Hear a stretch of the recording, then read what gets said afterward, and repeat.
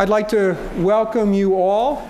This is the first act in our New Directions process with voices and perspectives from outside of UC. You have seen Betsy Wilson's resume, full of leadership posts at national organizations, great work at the universities of Illinois and Washington, and honors from her peers. I would profile her somewhat differently. 7 years ago, I had the assignment as a faculty member and interim director of the libraries of arranging for Betsy to come here as she was identified as one of the brightest lights to lead Berkeley libraries. I failed in my assignment. Just as we were finalizing her travel plans, the University of Washington moved swiftly and made her their leader. Indeed, I failed. She canceled her trip, and this is in fact her first visit to our campus. A couple of years later, my son ended up on her campus in graduate school, and the Leonard family has now benefited by the extraordinary area studies collections in his esoteric field of edgy post-ethnic Scandinavian literature, and the really neat mashups of content that you can do for teaching and learning in the humanities there. So I think the score is about even between Betsy and myself. As you will see, Betsy is about the most cheerful of all the ARL directors, and certainly an ARL index that took into account the gloomy weather in Seattle would have her #1 without a doubt. Betsy, welcome to Berkeley, and welcome to our audience, who have all, I believe, turned off their cell phones to stun, so that they won't be embarrassed. Oh, she has to do it.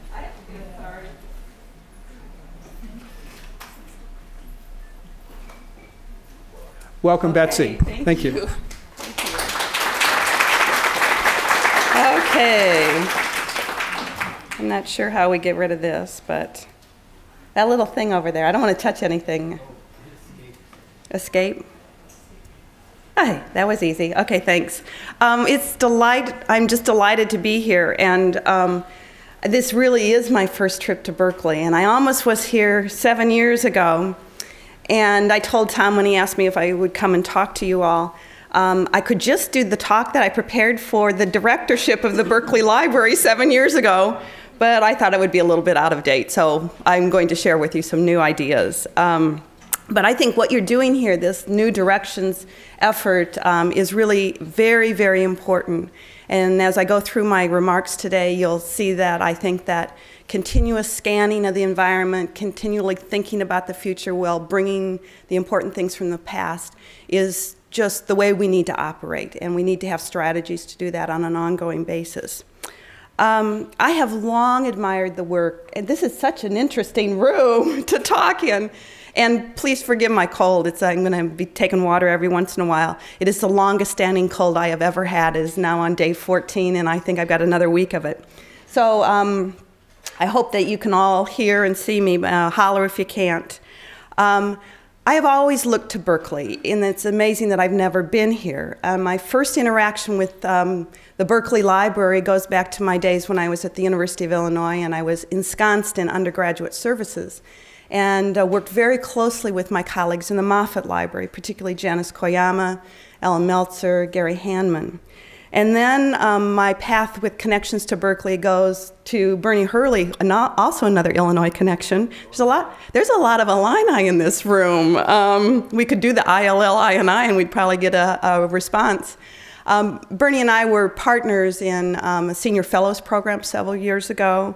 I certainly have been a conspirer with Patty Iannuzzi in information literacy, and Beth Dupuy and Peter Cho actually reconnected with them recently with the ARL Research Library Leadership Fellows, but we actually go way back when they were graduate students at the University of Illinois, and Peter actually worked in the undergraduate library, and Beth was in a class that I taught in then called Bibliographic Instruction, How Things Have Changed. So once again, I really support you for this New Directions effort. And I understand this is really kind of the first external perspective, and you have many wonderful people coming in that will be talking to you over the next year, 6 months, whatever your time frame is. Let me tell you what I'm going to do today. I have about 40 to 45 minutes of prepared remarks, and then hopefully we can have a nice dialogue, question and answer. I really want to hear your thoughts on what your view looks like of New Directions from the Berkeley viewpoint. This is really interesting also standing here because that Star Library is indeed very large. It's just looming across the way. But what I'm going to do, I'm going to take a look backwards first, because I think looking back is always an important place to start, particularly in libraries, because we build on the legacy of people that have come before us. Then I'm going to do a little crystal ball gazing, thus the name of my talk today. I'm going to talk about 4 areas that I think are important for any library, Berkeley, Washington, Illinois, wherever you are, for strategic investment. And then I'm going to conclude with a story, because I like stories and I have a really good one to share with you that I think illustrates the impact that research libraries like Washington, like Berkeley, like Illinois, and all the rest of them can and must continue to have, even though our strategies and conditions change. So let's start with a look to the past. They also didn't make these podiums big enough for, somebody needs to design a big podium for laptops and all the other things that we use now. Okay, I know you can't see this very well, but this is a photo of from about 1840 of Seattle. Early in the last century, I guess 2 centuries ago, actually Henry Suzzallo was the president of the University of Washington, a fledgling institution that went in and out of economic solvency around the turn of the century, out in a rainy wilderness named Seattle. President Suzzallo's vision was to build a university of 1,000 years, and he knew that all great universities had great libraries. So his first action was to create a library to rival those in Europe. He called it a cathedral of books. And this is the framework from 1925 of the Suzzallo Library. So up from the empty land, the soggy land, rose a grand Gothic structure with the Olympic Mountains and the Pacific Ocean off in the distance. And Suzzallo's University of 1,000 Years had its cathedral. It's very interesting when I'm going around campus and little children look up at this grand thing that now has a cover on it, of course. They say things like, "Is that where the king lives?" Which, no, it's not. It's where the queen lives. Since then, the Suzzallo Library has become known as the soul of the university. It's very interesting that this building is not called the heart of the university, but the soul of the university. And it is a beloved symbol for Huskies worldwide. It's the symbol that is shown on all the publicity. It's probably not unlike the Doe Library. I should let you know that Suzzallo's Cathedral of Books ultimately got him fired for having aspirations that the then governor of the state of Washington viewed as foolish and extravagant. But Suzzallo knew what a 20th century library should be. A magnificent building of inspirational architecture filled with the finest books from all around the world. It was so simple then. Suzzallo had a very clear vision, and he did not have to gaze into his crystal ball or look through a glass darkly. So fast forward to today, right here in the Doe Library, and one thing remains the same. The future of the library and the university are inseparable. They are intertwined. Or as one very wise person, I encourage you to read the writings and the presentations of Jim Duderstadt, President Emeritus of Michigan. He has said, the library of the future may in fact predict the future of the university. The networked environment and accelerated pace of change, which we deal with all the time, has transformed libraries, but then indeed higher education as well. The easy-to-use search engines that we all depend on today provide access to a wide array of content, and it has changed our daily information-seeking behaviors, let alone our users and our patrons. And we've taken advantage of wonderful opportunities to digitize the content that was once locked away in our special collections. Libraries have reshaped themselves into flexible learning spaces to meet a variety of user needs. collaborative and individual study, and I'm looking forward to seeing many of your libraries this afternoon, and I know they'll be good exemplars of that. High-tech, high-touch instruction, and caffeine and chatter, as you are all lifting your cups of coffee.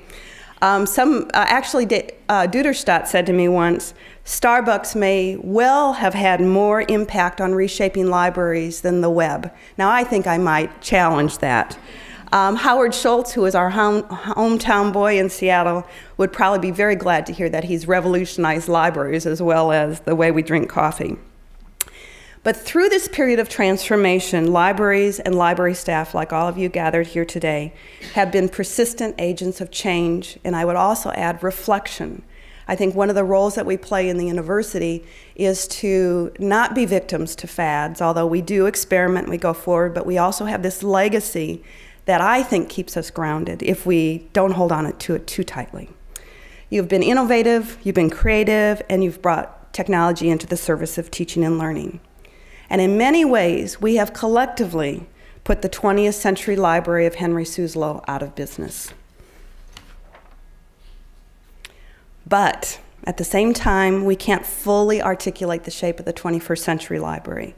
However, I think we know it won't be merely a cathedral of books, no matter how much that image is attractive to some of us.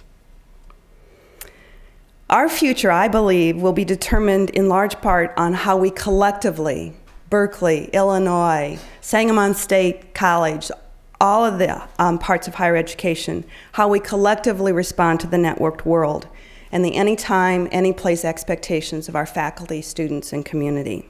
This is a mosaic that hangs in our undergraduate library that was, it's a very large mosaic that was done by a student.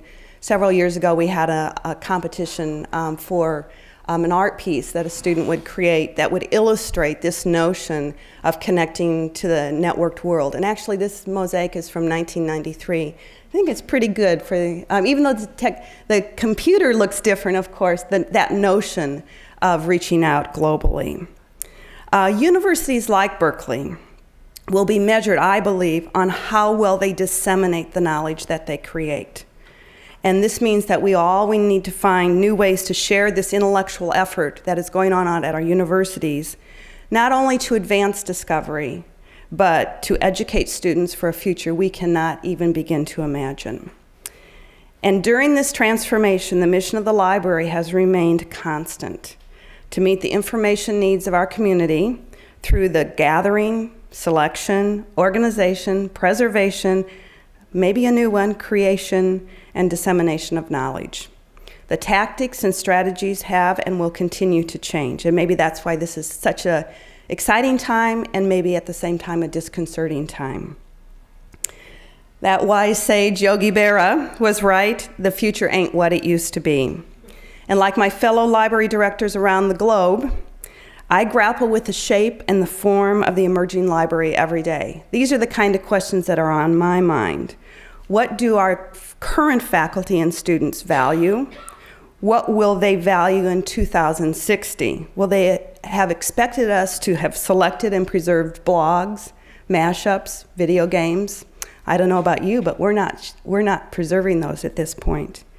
How can we support the expanding university mission? And I assume that Cal is the same as Washington. The global aspirations are broader and broader and broader. And how will we support that in a technology-enabled world? So what are the possibilities? More importantly, perhaps for those of us who lead organizations like this, what are the costs? What will we trade off with constant, probably flat resources? And the big question, what will we stop doing? Because we're really terrible at stopping doing things. And how will we decide what to stop? Where should we invest when we have limited resources? Even though I read in your announcement about this new directions effort, talking about don't think about money, but we think about money all the time. And we look to Berkeley and we think, you guys have lots of money, right? You got plenty of money to do. But we all know that our aspirations are much bigger than our resources. So what are we going to do with limited resources, conflicting priorities, proliferating publics, and often competing clientele? So when it comes to making predictions about the future, my mother used to say to me, those who make crystal ball predictions often end up eating glass. And if you go back in the library literature, yes, indeed, all the predictions about the future of libraries, except for maybe Fred Kilgore's predictions, none of the rest of them have really come true. But at the risk of getting shards between my teeth, I'm going to speculate about the research library of the 21st century. And what do I see in my crystal ball? Well, Tom's already given you some of my cards. I am alternately called a Pollyanna and overly optimistic. So of course I have a preferred future. My future is very positive, but I think there's some things we have to do to make that future come true. So in my preferred future, the 21st Century Research Library, scholars, students, faculty, community members will be able to access and use information they require when and where they need it in any format appropriate to their need. Very simple, very difficult to carry off. Better yet, in my future, libraries will anticipate the need of scholars and students and be woven into the fabric of research and the process of discovery and research. And I think you've been reading or hearing about the notion of libraries needing to be further upstream in research and discovery, not at the end where we traditionally have primarily been in the preservation, selection, and housing of information. In my future, information will remain available for generations to come, whether that's a 19th century book, a 20th century Maria Callas recording, or a 21st century genomics data set. And in my future, our physical and virtual libraries, and it's interesting when I talk with graduate students in particular, they use those terms and they differentiate between when I have to go to the physical library and when I go to the virtual library. But these two libraries will be trusted, they will be robust, and they will engender and facilitate engagement. Because I think discovery and learning and human understanding depends on that engagement with quality information. I also envision, and I hoped it would have come sooner rather than today, we're not there yet, I envision a transformed scholarly communication system that is both accessible and affordable, regardless of where you live around the globe and regardless of your institutional affiliation. We are all so privileged where we are that we have access to information. As soon as we leave the confines, the virtual and physical confines of Berkeley or Washington or Illinois, our information world is curtailed severely. And I envision a future in which our faculty and students are as information fluent as they are reading and writing literate and technology competent. So I hope I'm not too bold to say that we're working on this particular future at the University of Washington, and I know all of you can't see this, but we really see, we don't know what the 21st Century Research Library is going to be like, but we know there's great promise in that library if we can really imagine and then create and realize that library. And increasingly, I am convinced that this 21st Century Library has to be steeped in the local to global reach, and I'll talk about that a little bit later. I think we really need to start repositioning our thinking to think about what a global research library looks like, how we have to operate in order to connect beyond the ARL libraries, our individual libraries in the United States. I know it's very easy to spew vision. It's very easy to put nice words, finely crafted words on a page or on a PowerPoint slide. It is much, much harder to turn that into reality. So we've been asking, how do we get there? Where should we invest, once again, with limited resources? And so what I'd like to do now is share with you 4 strategies that I believe are worth our collective investment and consideration, whether we're at Berkeley, Washington, or wherever. And these 4 areas for strategic investment are, the first one is collaboration and collective action. Maybe that's more a mode of operating, and I'll go into details about that in a minute. The second, and I am just rabid about this, we have to build cultures of assessment. We have to know continuously what's going on in our environment, how our users are changing, because that's going to help us decide where to put our resources and help us decide what to stop doing. I also want to talk a little bit about the Global Research Library, and then, of course, I want to end with people. because people come first. None of these other things are going to happen if the people who work in libraries with libraries are not supported, enriched, renewed, inspired as we go forward. So first, collaboration and collective action. My vision of the 21st century library is only possible through collaboration. And I believe that collaboration and collective action will be the defining characteristic of the 21st century library.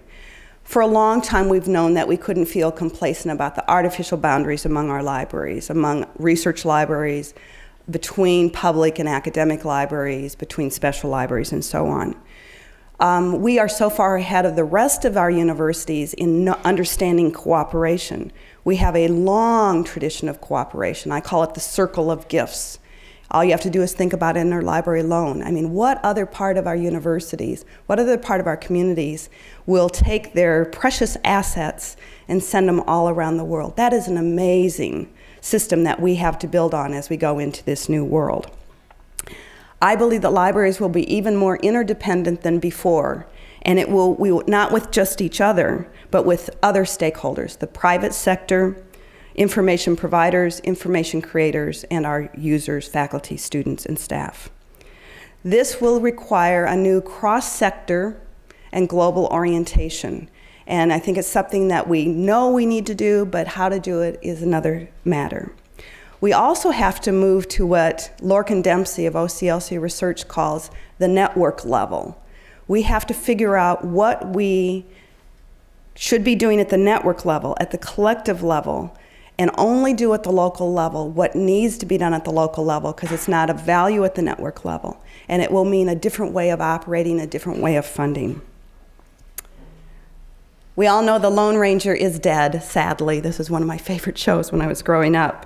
But this is a symbol for that leadership is not an individual phenomena. Leadership is a collective phenomena. Collaboration grows more important every day, and there are fewer and fewer arenas in which the individual researcher, the individual librarian, the individual staff member can actually make progress. I'm sure you talk at Berkeley about the notion of big science, collaborative science. You're seeing changes in the humanities and the social sciences of moving to more work groups, interdisciplinary groups. Creativity and innovation rarely emerges from people working alone. If you think of your most productive times when the best ideas flowed, probably it was within a group that you were working when that happened.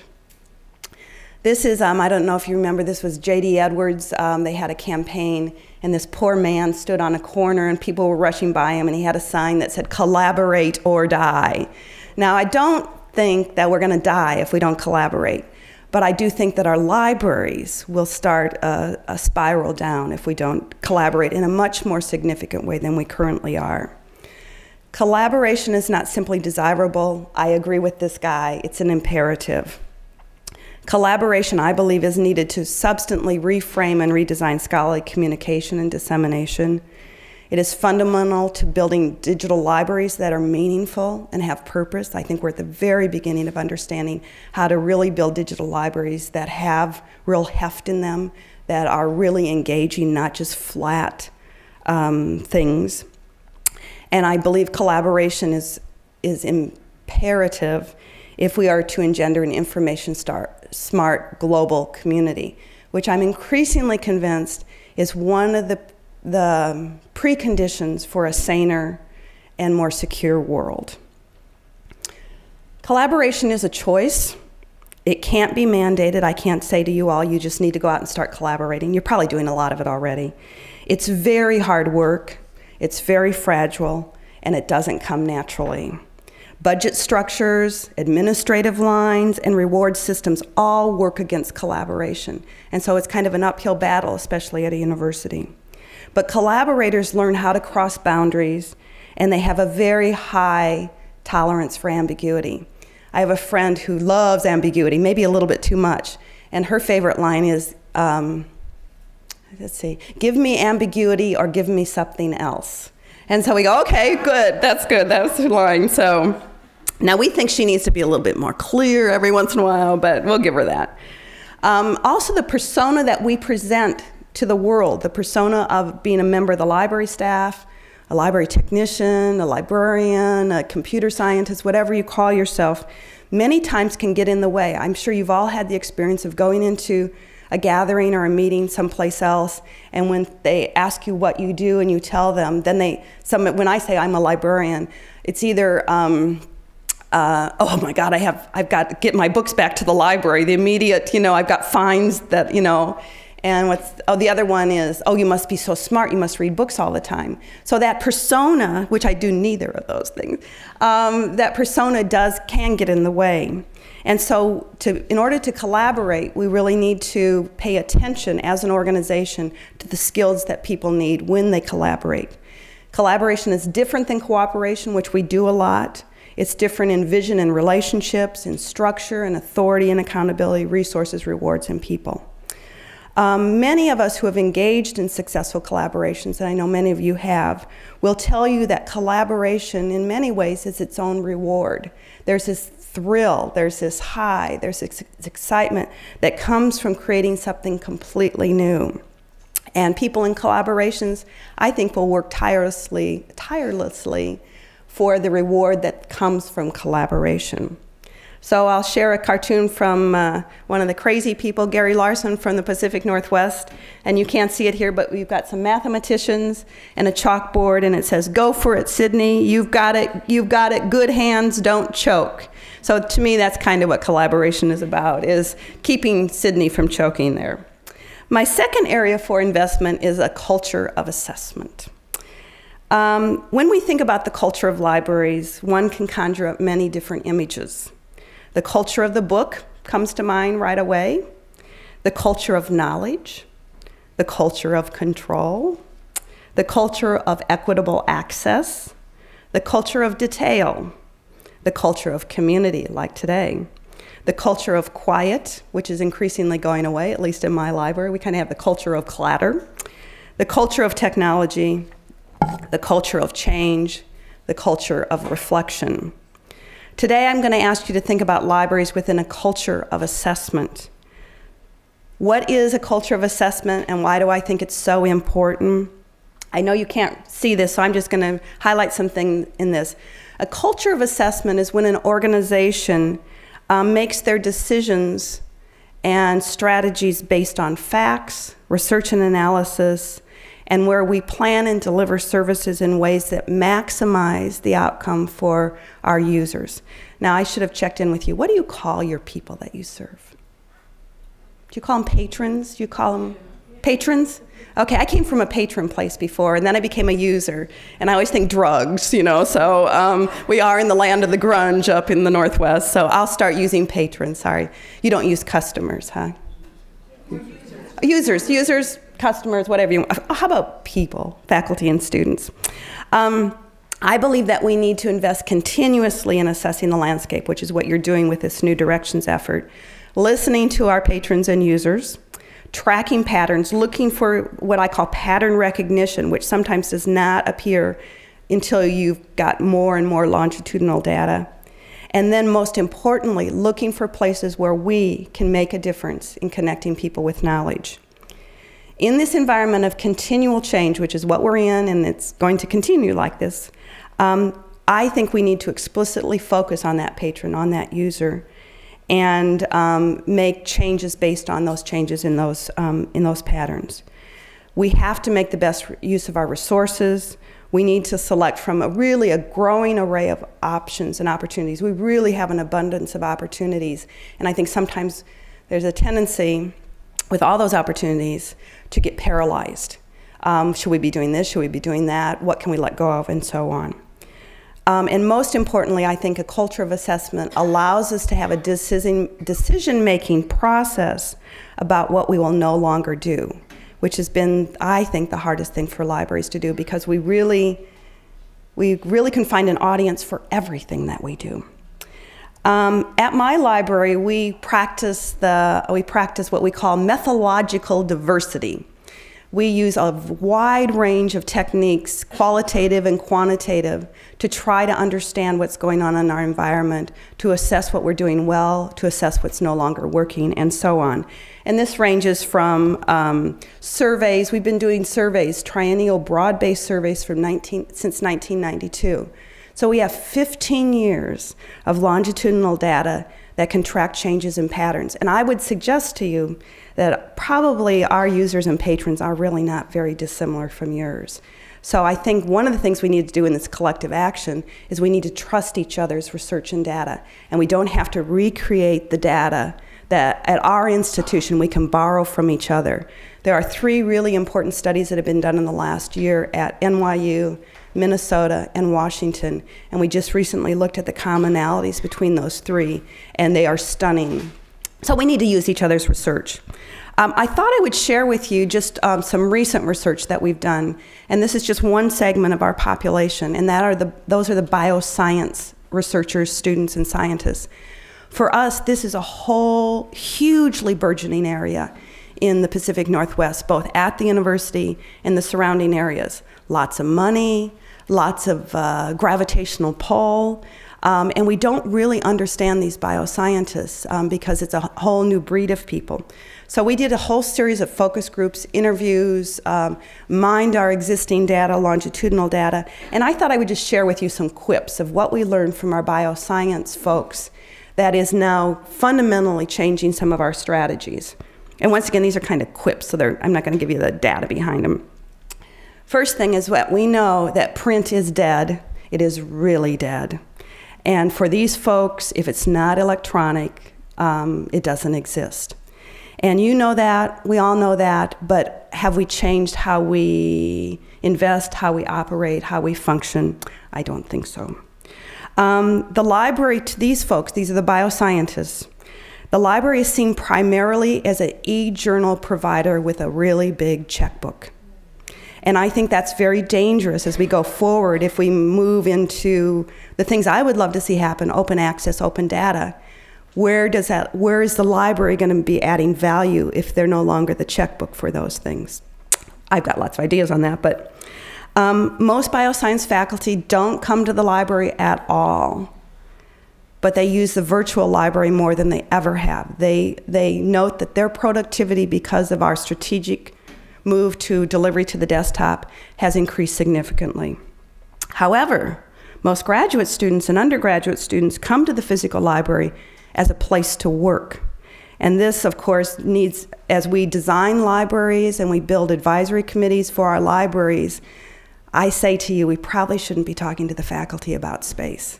We should be talking to the students about space. Article databases are greatly underused.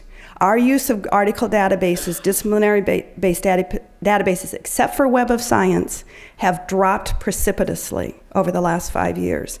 And this year we're looking at massive cancellation of those databases. I have lots of theories of why this is happening, but it has just been precipitous. The need for personal information management is acute. People are struggling with how to manage the overwhelming amount of information that they have. And we also found out that of the bioscientists who need books, what they need, if they have grant money, they buy from Amazon, because Amazon delivers to their office. A few more findings.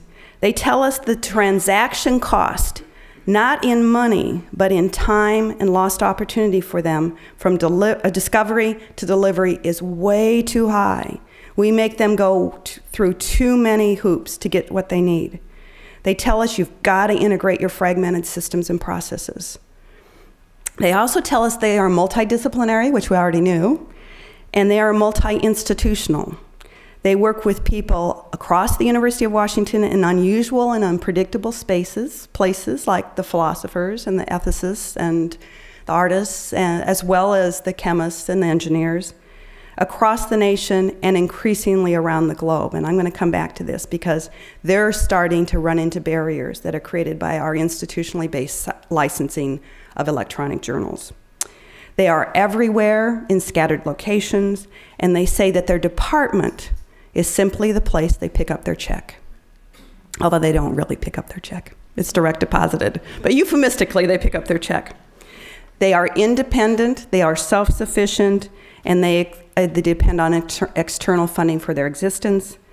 And in the parlance of baseball, since we're all watching the playoffs probably, they are free agents. They do not see themselves aligned with the institution.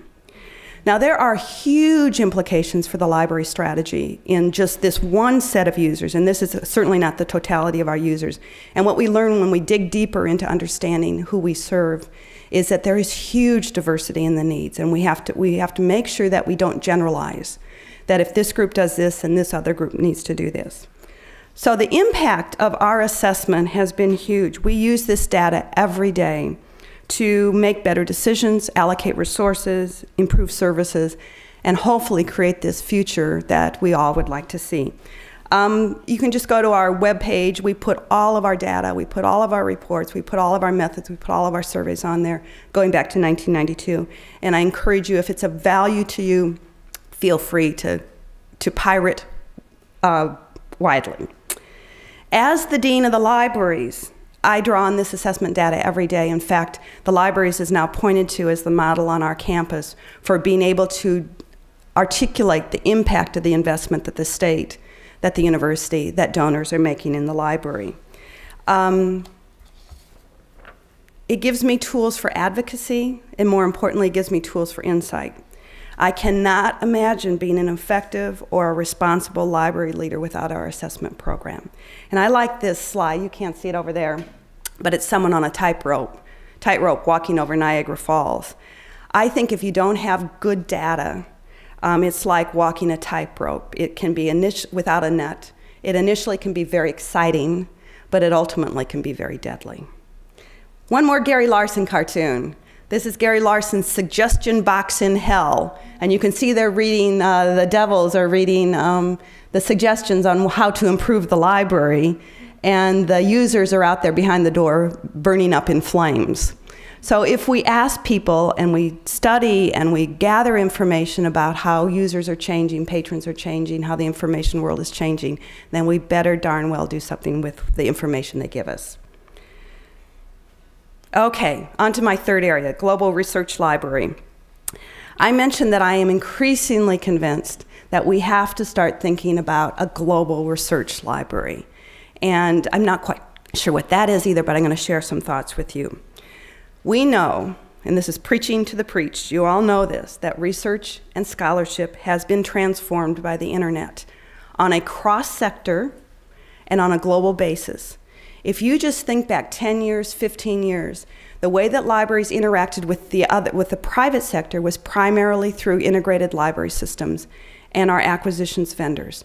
Now think about how we interact with other sectors through Google projects, through joint development, all sorts of different things. At my own institution, I've already shared with you that our scientists, researchers, faculty, and even our students tell us that they are increasingly interdisciplinary, multidisciplinary, and a word that somebody shared the other week with me, transdisciplinary. We have moved beyond the discipline. And research partnerships are complex. They are distributed all around the globe.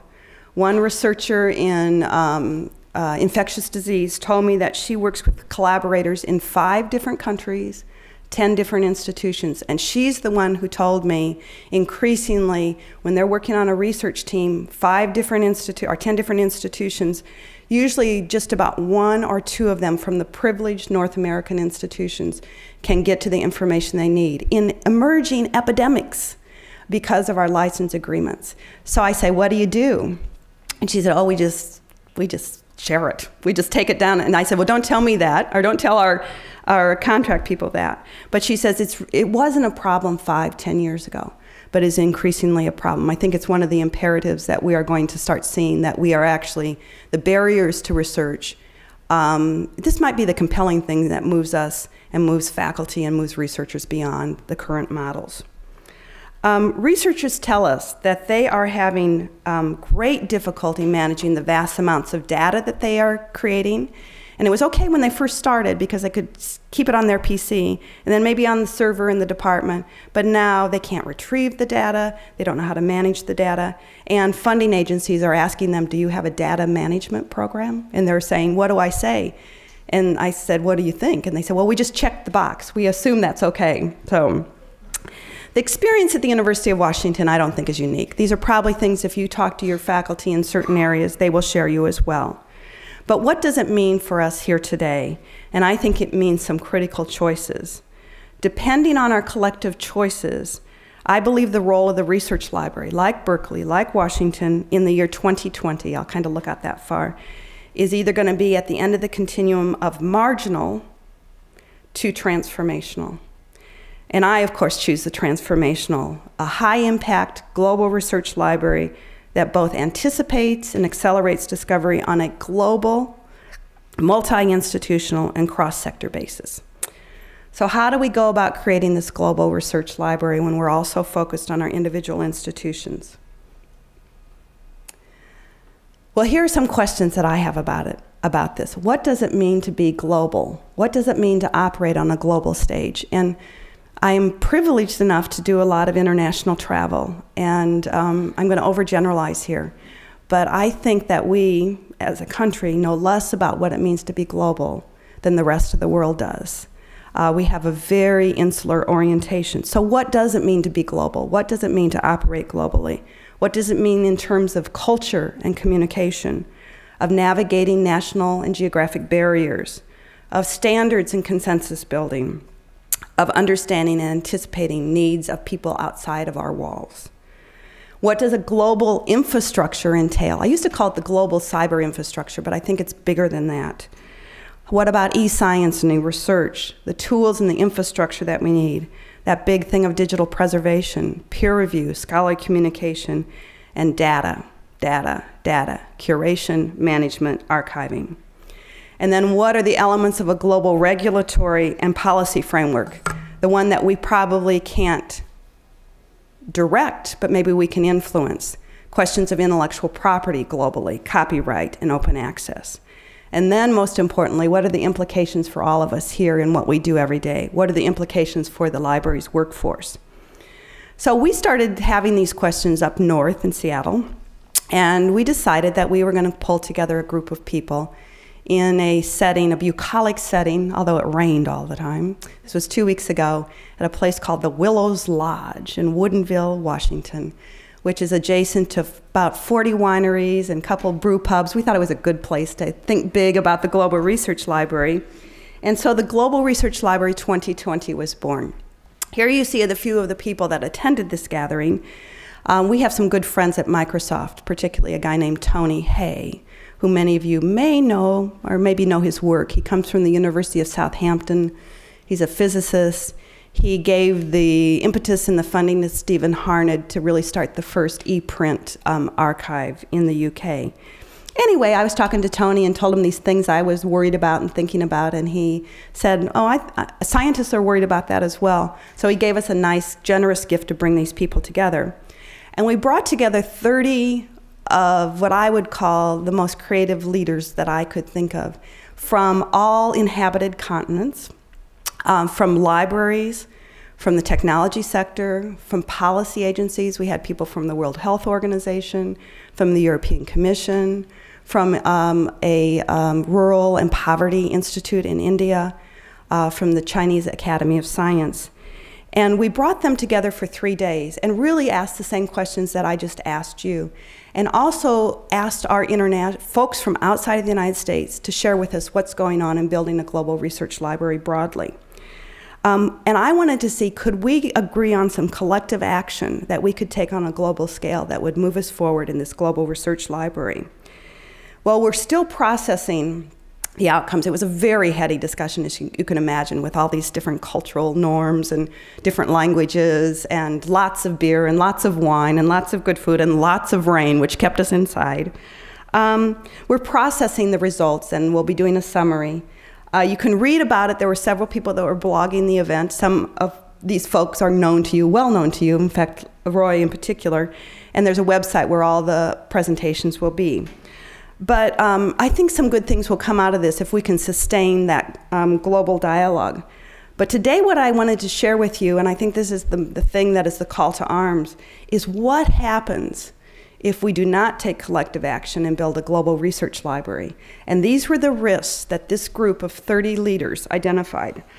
The first one was the divide, that if we do not work collectively, that developing countries, many of whom were represented in the group, will be left behind. And we need those countries to come along with us if we're going to have a saner and more secure world. We talked about we should aim for intentional inclusiveness. Not sure what that means, but at the very beginning of discussions to be inclusive of all parts of the world. We also said that another huge critical risk would be that the diffuse, fragmented, and uncoordinated efforts of the research library community will be marginalized by commercial scientific publishers developing priced access to massive research data repositories and services. The third area is that the data deluge will become data decay due to a lack of agreed upon semantics within and among disciplines. And sustainable models for provenance and curation of data won't be developed fast enough, and repository partnerships will flounder. Now, we have a wonderful opportunity in the United States coming up with the recent NSF data net, what's that called? Call, solicitation. But that's really going to just be 5 institutions that'll be able to participate in that funded support. What about all the rest of us that won't be participating in that? The third area, or excuse me, the fourth, is that we do nothing. That we continue to discuss, debate, and research the problem and completely miss the opportunity before us. And a slow decaying orbit speeds up and research libraries become irrelevant museum-like institutions. Now, I love museums. This is the stereotype of a museum. They're changing as well. And finally, that our singular focus on scientific information and knowledge sharing will fail to meet the needs of the arts, humanities, and social sciences as we focus on the areas that have the funded research. Much of our conversation at this GRL 2020 was about the implications for all of us who work in libraries and how we have to grow and cultivate a new global and interdisciplinary perspective and set of skills that will be needed in the future. Which leads me to my fourth and final area, and this is my most important area, I believe, for our investment strategy, and that's investing in ourselves and investing in the colleagues that we don't even know who they are yet, those new people that are going to be joining us, people that are like us in skill sets and people who are dissimilar from us. Meeting the needs of a world-class university like Berkeley with global aspirations requires that library directors like Tom and I are able to attract, develop, and retain our most important asset, which is more important than our facilities, more important than the books, more important than our servers.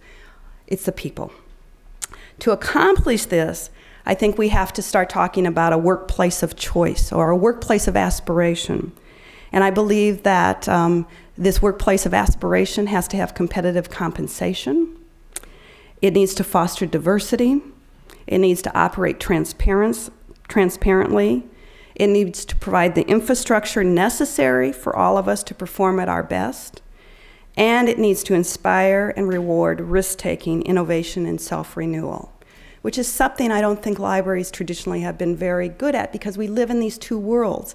We can't be too risky because we're here for 1,000 years, so we have to be very careful about the decisions we make.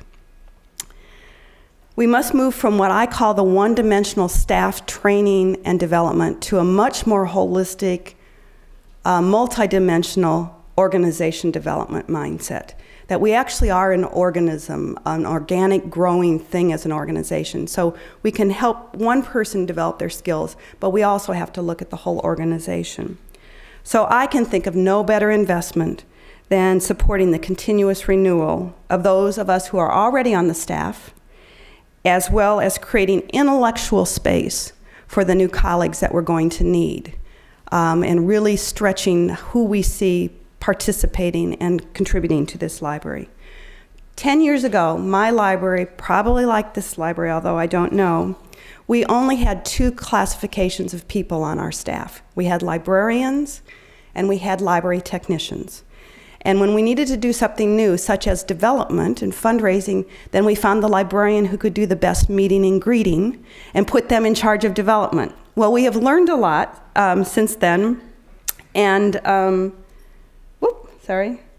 we have decided that we actually need a broad range of professional expertise. So we now have folks with specialties in fundraising, development, publications, bioinformatics, communications, graphic design, human resources, organization development, assessment, I bet you could guess that one, diversity, financial investment, and usability testing.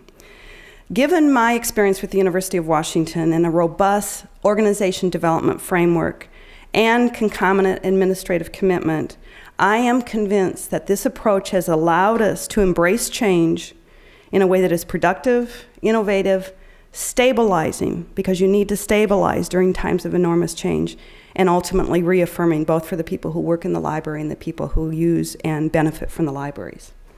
So, while my crystal ball gazing has not given me all the answers, I'm confident that the research library of the 21st century will be both virtual and real, flexible and networked, global and local, clear, dependable, and comprehensible to our users, multidimensional and integrated, and part of an ecosystem that is sustained through collective action. The possibilities, I think, are enormous, but I think the uncertainties are even more so. I am very excited about the work before us because during a time of great uncertainty, wonderful things can transpire. If we have a clear focus, we engender risk-taking, we forgive each other for mistakes. And I think that's exactly what is before you as you launch this New Directions effort, is how do you imagine, create, and realize the Berkeley Library of the 21st century. I promised that I would end with a story. I like stories. And this story is about how the connection libraries like Berkeley make, how these connections that we make every day can change lives through the convergence of people, ideas, and action. It's a story about connecting people with knowledge to advance discovery and improve the quality of life, which I believe is what libraries have always been about and continue to be about. This story begins with a computer science project. It winds its way through the library, and it ends up in Peru. The year is 2003. The place is the University of Washington, but it could be Berkeley as well. This is our Red Square in our Odegaard Undergraduate Library. The student is named Zach Lattin. Zach is in many ways a typical freshman. He's a double major in math and Spanish. He's interested in dating, movies, and music. And like a good Seattle boy, he downs coffee by the mug, and he parties regularly with his friends. He loves the outdoors. He lists cross-country skiing, mountain biking, and hiking as his favorite hobbies. And, by the way, Zach has been blind since birth. Zach says, I don't think many people fully understand the implication of not being able to see a mathematical figure on one's understanding of math. So as a sophomore, Zach joined a multidisciplinary team on the Tactile Graphics Project funded by the National Science Foundation. This team crafted software for the rapid translation of graphical images into a form similar to Braille. This project made many things possible for Zach. It used to take 5 hours to translate one figure from his math textbooks into a tactile form. Now it only takes 2. I mean, I just think that's amazing. I thought he was going to tell me it only takes 5 minutes now. Of course, he's working on ways to make it go faster. Zach believes that this project saved his life, at least his life in mathematics. And he believes that he could not have majored in mathematics at any place but the University of Washington. I mentioned earlier that Zach also majored in Spanish, and this is where his story takes a turn through the library. 2 years ago, Zach was researching a paper on Quechua, if I'm saying that correctly, for a Spanish linguistics class. Now, Quechua is the language of the ancient Inca Empire and is spoken today in various dialects by over 10 million indigenous people in South America. Zach found a footnote on the internet concerning a linguist who did groundbreaking work in the 1960s. But he couldn't find very much of substance on the internet, and of course he was demonstrating that NetGen behavior going first to the internet, to the Google, but he couldn't find very much, certainly not enough to write the kind of paper we expect of our University of Washington students. However, he was determined to learn more about the language and this man named Alfredo Torero, the father of Andean linguistics. So he headed over to our undergraduate library and he found librarian Laura Barrett. And Laura worked her magic. She led Zach through a multilingual, multinational labyrinth of scholarly citations until they picked up some promising threads and leads. And because of our partnership with libraries around the world, you know, that circle of gifts I mentioned earlier, Zach was able to physically put his hands on the rare and elusive books and articles. One book came from Utah, and believe it or not, one came from Berkeley, and several came from Peru. Zach scanned as many as he could and continued to devour them in Braille even after he had turned in the paper. And he told me this just amazed him. He had never done anything like this before, where he continued learning after the class was over. Each time he read Torero, he felt like he was discovering something completely new. He knew he was, in some instances, the first person in North America to read Torero's books, and definitely the first person to read them in Braille. He became enchanted with Quechua and with Torero. It was all that he could think about. This June, Zach graduated from the University of Washington and promptly boarded a plane for Peru to live, to teach, and to study Quechua. He is there now as I speak and you listen, living with a scholar who once worked with Alfredo Torero. He plans to help a team of University of San Marcos computer scientists and linguists design a Braille system for Quechua. Quechuans who are blind will be able to do something they have never done before: read their own language. In the library, Zach found his passion, and his path was altered forever. The Quechuans with whom Zach is now working probably will never have the opportunity to visit the Berkeley campus or the University of Washington and ask a question of someone like Laura Barrett. But their lives have been changed forever by a student named Zach, and libraries half a globe away. Universities like ours have many stories to tell, stories that inspire, stories that reach around the globe. And many of these stories begin or end in one of our libraries. And whether you knew it or not, you all played a part in Zach's story. Without your contribution over many, many years to building a research library that participates in the circle of gifts, that connects people with knowledge, there would be no story for Zach. I started my presentation today with Suzzallo's vision of a cathedral of books, and I think it's appropriate that I end here. We are not the first to wrestle with the shape and the future form of the research library. We all have much to build on. You have much to build on at Berkeley as you think about new directions for the research library. I hope I've given you some ideas to chew on and others that might incite some collective action. And now I'd like to turn it over to you to hear your thoughts, comments, or questions. And at the same time, I'd like to thank you for sharing a part of your morning with me.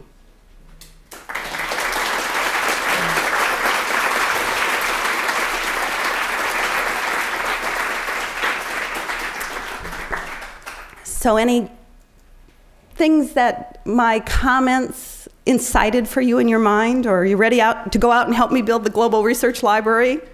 Or go and help that student, Zach, who knows what he's going to do for the world? Yes, and could you say, I'm to ask you to say your name, and then I'll repeat your question because they're recording it. Marianne Mahoney, I'm a chemistry librarian. Great. So your analysis of the biosciences, students and faculty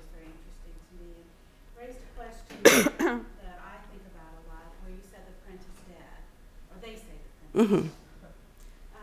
How do you balance that attitude of the print is dead, and we see the library as an e-journal provider, with what are you going to do about that information? Are you going to cancel your print journals, or how do you balance that with the feeling that we also have to preserve the print, and e-journals may not be the fully archived? Right. This is Mary Mahoney, yes, and she's asked a question about how do you, given the information that we have about particularly biosciences, how do we make decisions, or how do we balance the print electronic continuum?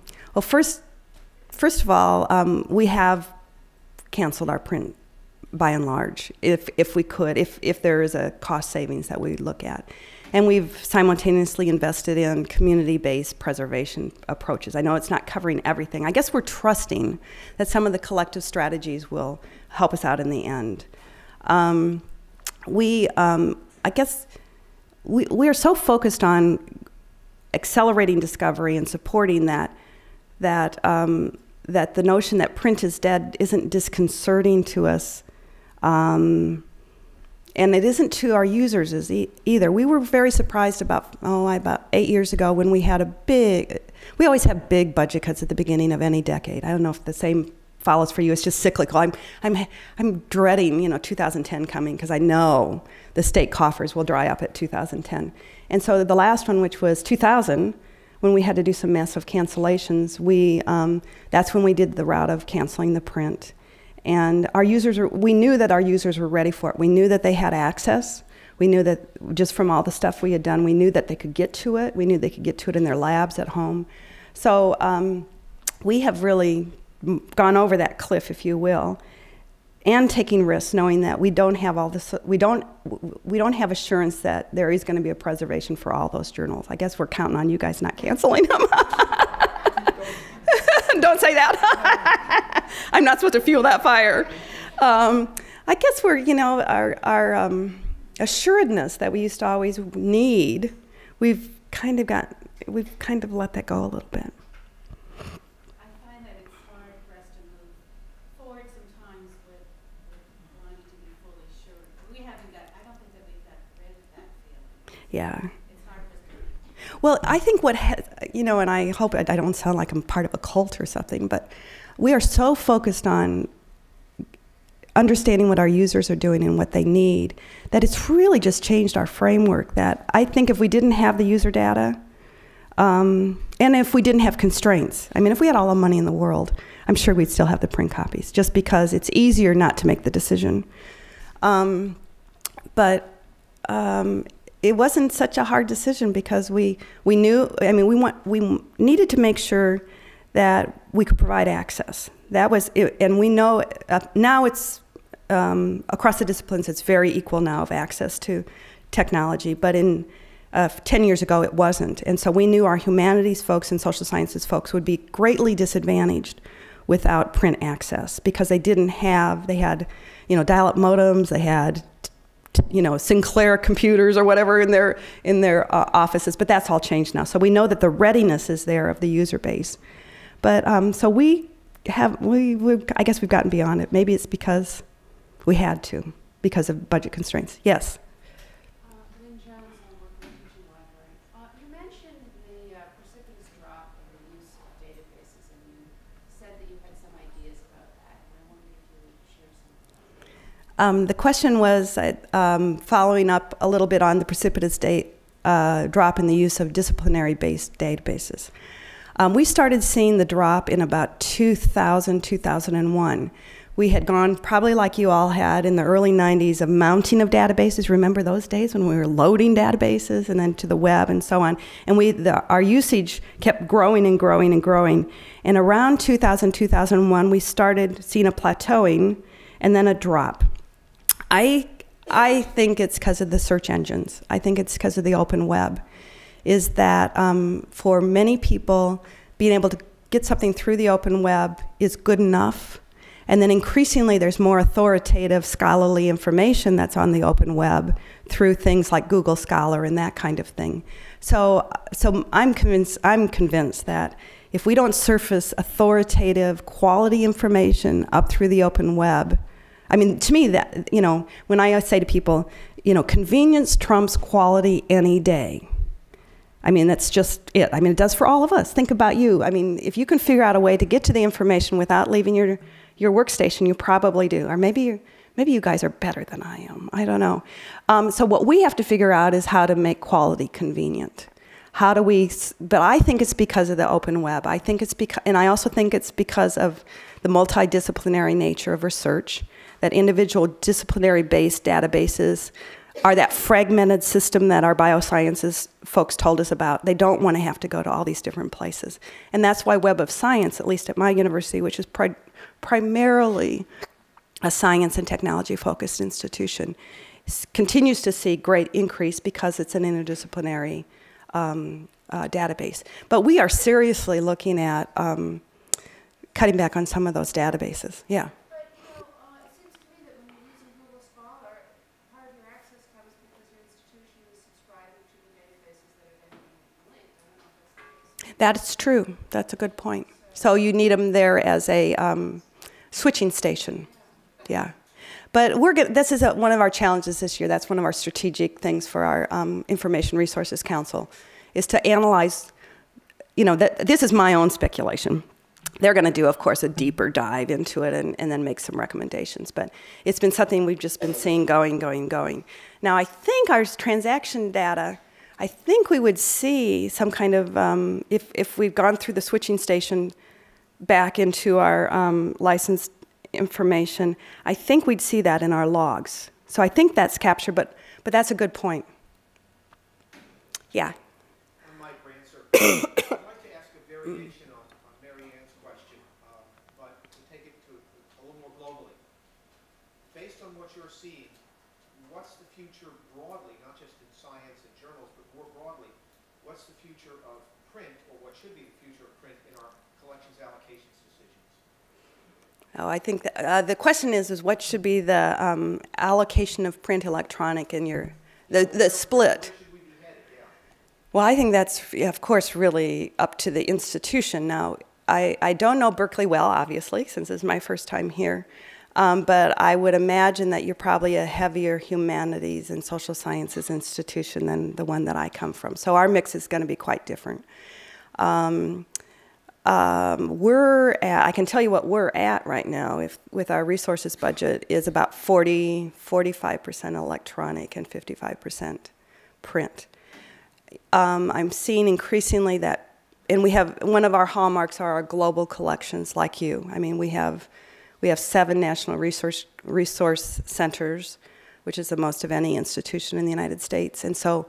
And we're seeing in some parts of the world the move to electronic is not as quick as it's been in the more developed areas of the world. So I think it's, I'm going to predict that it's going to be more and more electronic. We're also taking more of our resources budget and putting it into other things that you would not consider resources. I consider resources, but enabling technologies to allow us to pilot new approaches. This is where we'll probably do some of our funding for our data set support and that kind of thing. So I'm not answering your question very directly here, but for us, it's going, our trajectory is more towards the electronic and more towards the piloting of new ways of manipulating information and data and linking and that kind of thing. Yes? Hey! One of the things that you talk about the fact that the faculty are not coming in, but the graduate students and undergraduates still are the faculty encouraging them to come, and are they still continuing to ask for instruction, or is it something that's just happening because the students like to hang out in the library and the space? The question is why are the students coming in? I could have shown you all we have great data. Since 1992, the on-site use of libraries by undergraduate students has remained constant, which I think is an amazing thing.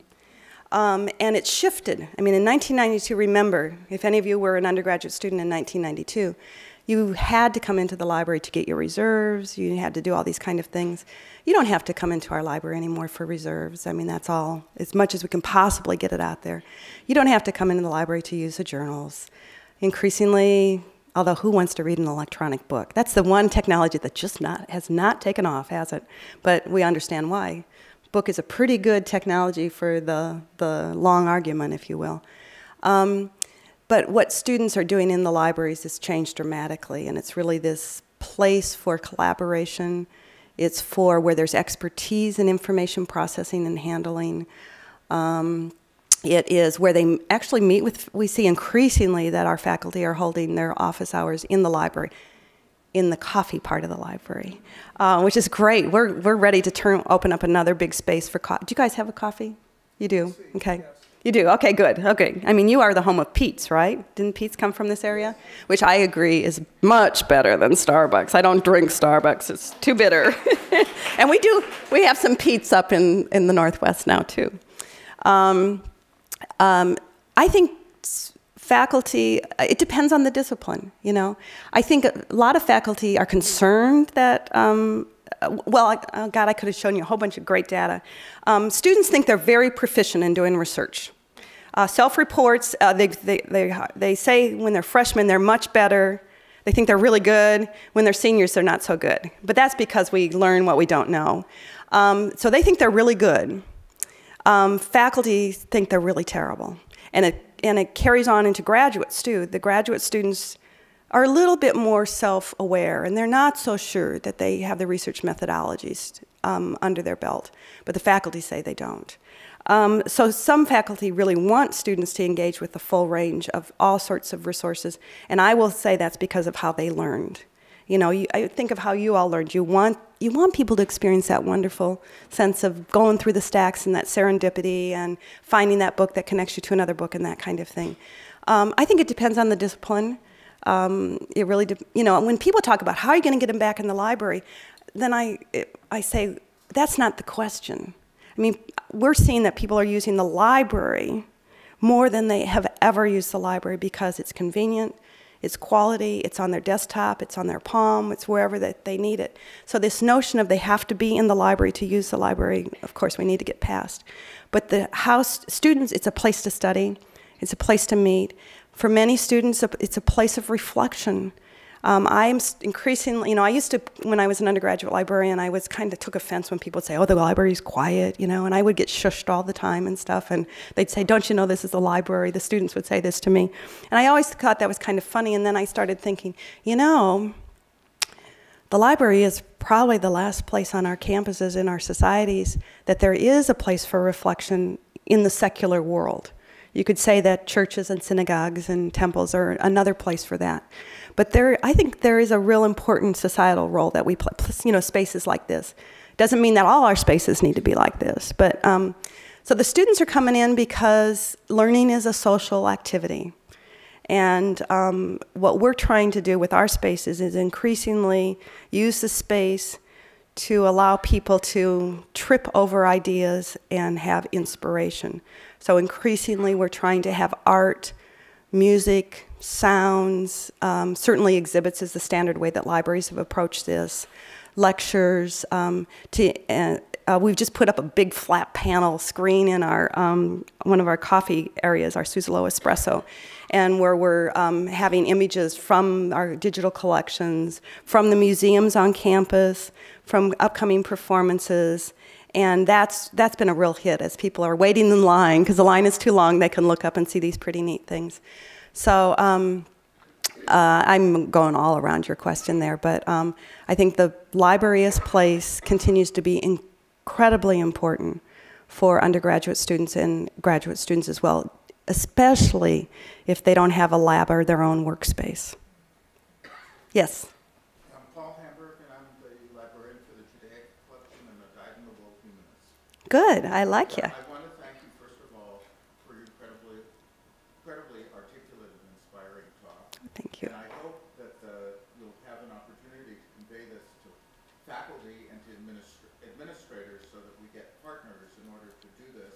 because they often are the ones who control the checkbooks. My question is, and it seems like there's a elephant in the room that you keep talking about, is the incredible high cost of resources, especially journals, but also books, especially in the humanities where so many of the materials that we get now come from Europe, that where the cost of the euro is just completely outpacing the dollar and it becomes unaffordable.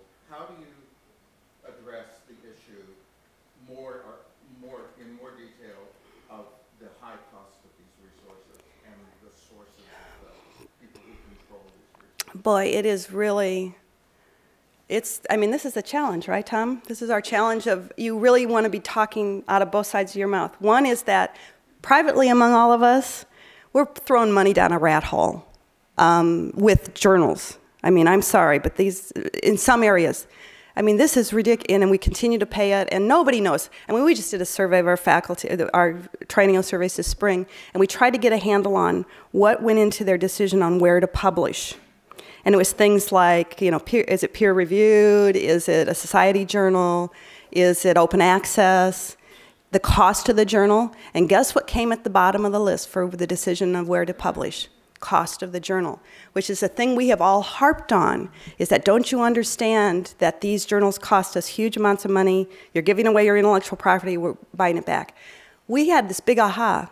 That doesn't mean anything to anybody but us who are paying the checkbook. You know, we don't put the cost of the journal out on the shelves or in the metadata or whatever. Maybe we should, but I don't think it would make any difference. What I think we have to change our conversation to be talking about access. And I think earlier I alluded to the fact that when we're seeing these interdisciplinary, cross-disciplinary, interinstitutional teams now, they're starting to understand what institutionally based access to information means for their inability to collaborate. So, you know, I'm a Pollyanna, so I'm thinking, okay, maybe that's the magic bullet. Because I thought we'd see some greater gains in the scholarly communication redressing by 2007. When I was hired in 2001 at the University of Washington, the provost, who's a bioengineer, asked me, so Betsy, the market's going to take care of it. You know, how much longer do I, as a provost, need to actually continue writing the check? And I said, 5, 10 years. You know, here we are 7 years later. He hasn't brought that up to me lately. He's still, but anyway, okay. So the cost of the journals, I think, you know, so we have to say we need the increases to the materials budget, because it will negatively impact student and faculty ability to get to information. But at the same time, we've got to be working on this other front in the role that libraries play in supporting people that are going to need access across boundaries and bring these conversations up. I used to say we have to educate about costs, but I don't think that's, I mean, you have a few people who understand that, but they don't pay the freight. And then at an institution like mine, where we last year crossed $1 billion in federally funded research, you know, that translates into a lot of indirect cost recovery. And so the scientists on my campus say, well, I should have access to these journals because I bring in all this indirect cost recovery money, which of course doesn't come directly to the library, although I've been somewhat successful in getting it to the library. So the other thing is what I do as a library leader is with our assessment data, once again back to my cult here, is that I can show that the library has increased the productivity and the grant activity, which is a big measure at my institution, because of the library. And it's through the self-reports of faculty when we ask them, we crossed people who had received grants in the last year and their usage level of the library, both physical and virtual. And those who receive grants have a much higher use of information resources than those that don't. So so once again, I'm dancing around your question here, but I think this is really difficult because you have to advocate for more resources, while at the same time you know that there's a fundamental problem in the economics of scholarly communication, and so you have to be working on the other side to do what library leaders and all of you can do to help redress that, but it's going to take a lot longer. I mean, you know, I thought a couple years ago open access was starting to go, but you know, it's a drop in the bucket at this point. So I don't know if I answered your question. And then at the same time, information, there's more information published than ever before, so we do need more money. Isn't that the biggest barrier to this global network of of working together is if you Absolutely. you can get access to this information, but your partner in somewhere else in the world can't. Absolutely. And I think that we know that, and as scientists and researchers and scholars are starting to run into it where it hits home, then we'll start, people will start understanding the problem of access. Thanks. Yes. My name is Brian Light, and it seems to me that right now, in the near future, we have sort of a problem where we're now competing with other information providers, like Google. On the one hand, we're working with them, enabling them access, and trying to get, through open access, get this information to people in a format that they can provide. But on the other hand, we're almost competing with them. They have a name recognition. They are for-profit organizations. It seems like we're, as libraries, we can either work with them or compete with them, and it's a struggle. Where to go from here? Where do you see us going? Well, I think you have to do both. And you have to go into these collaborations with the private sector knowing that the value sets are very, very different. And that's the thing that, this whole thing of the persona that you present, the vocabulary that you use can get in the way of collaborations. But, the private sector has, its return to shareholders. We have accelerating discovery and learning. And so what you try to do, I think, is find the sweet spot where you both can benefit. And I think it's going to be schizophrenic. I think we're going to probably make some alliances that we'll want to back away from in the future. But I think you have to do them, and you have to take some risks. The thing that I've been focused on lately, because we've got we call it the Digital Futures Alliance, where we work with the technology sector and also the information-intensive sector in the Puget Sound area. Real Networks, Microsoft, Boeing, Weyerhaeuser, Corbis, Getty Images, and so on the whole issue of long-term preservation of digital information. Because, of course, those are organizations that their economic survival is based on their ability to retrieve old software, to blah, blah, blah, that kind of thing. And that has hit home for me how our value sets are so different. And so what we're trying to find, and we call it, and maybe you've heard this term before, the pre-competitive space. Is there a place that all these organizations can come together and do some shared research that will benefit people however they need it to benefit them in the competitive commercial space, which would be for Microsoft and Real Networks and that kind of thing, and subsequently benefit the library? What I'm really concerned about as a library who's responsible for the archives of the university as well as the regional archives is that 50 years from now, the corporate archives, corporate information that we normally would get, in the merchants' books of 1900 and the ledgers and all that kind of stuff, there's not going to be anything there. So how is anyone going to be able to do research and understand what happened in Seattle in 2005? So that's my interest, and I want to be working with companies that are creating this information. So it's a whole new world for us. I mean, it's a whole new set of skills, and I think you have to be collaborating and working. And you have to also understand where the values collide and be willing to say, well, we're not going to do that, or we'll do part of that, or we'll risk just a certain part of it. I have to tell you that we've been working on a project that I think you guys are going to be part of soon. I think. It's called World Cat Local. Are you guys part of that? Okay. We were the first out of the chute. And I have to tell you that that project was really, we just had a research question, and it turned into this production.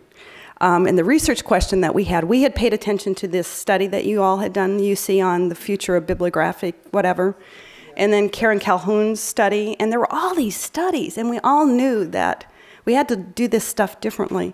And we were sick, and we had strategic conversations just like today. We all got together and talked about the future of metadata and bibliographic control. And so somebody on our staff said, it's really a very, very simple question. And the research question, and we all, we like research questions because we're in the academy. And the question is what would have to happen for the University of Washington to close its online public catalog? Because we know that we're trying to surface up through Google. We know that people aren't using our catalog in the numbers they were before. So we got a hold of that old Lorcan Dempsey, who I hope all of you have had the privilege of meeting, one of the brightest minds alive right now in the library world. And I said, Lorcan, you want to partner with us on a research project? And he said, I think we can do more than that. I think we could actually test a pilot. And the pilot has been painful at times because we've been the first out of the chute, so things have broken and not worked. But I have to tell you that WorldCat Local has increased the usage of our local collections by 20%. It has increased our interlibrary loan requests by 40%. And it has increased our use of our regional system, which is called Orbis Cascade Summit, by 50%. And the thing that it has done, and this is where I'm leading back to your question here, is that in the student newspaper last week, there was this this article on the libraries, and those articles that we all kind of cringe when we start reading, the best place to sleep, the best place to pick up people, all those kind of things. And then it said, and you got to try out this new thing, this box on their page. I don't know what it's called, but it's like magical. I think it's called WorldCat Local. But don't worry about that. Just think Google and Wikipedia. So I told Jay Jordan, the CEO of OCLC, that, and he said, I don't know if that's a compliment or a slam. But anyway, so we are, as you say, we are in direct competition, but we also are partners with these other organizations. But we, as you all, because you've been out there working with cross-sector for a long time, you have to know what your values are, and you have to know what you believe in, and you have to know how this benefits your people. Yeah. Maybe you could take one more last comment or question. Who? I know Jennifer, so I'm going to go back to this person. Sorry, Jennifer. Another Illinois connection. I'm Morrison, Director of the Data Librarian. Oh, do you want to come work for me?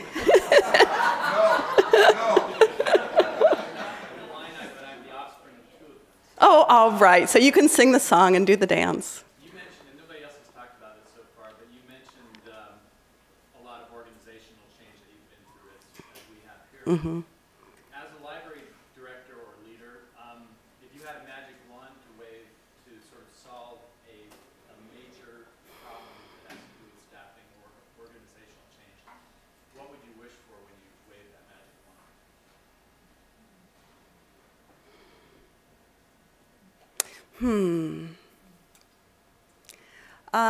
To speed up process. And I'm a real process person, so I know that process takes a long time, but I'm concerned that things are accelerating so quickly that our love of process in libraries, in the universities, in the academy, is going to jeopardize us in losing opportunities. That's my concern. So what I want to do, just like a computer file, I want to compress time. I want to compress it, and then we're going to get our work done, and then we're going to open it back up again. And I know you can't do that. I know that that process is really important during change. So I guess, I go back to, I think you got to take care of each other. And I'll tell you something that's on my mind a lot, because a couple of you have identified yourself as science folks.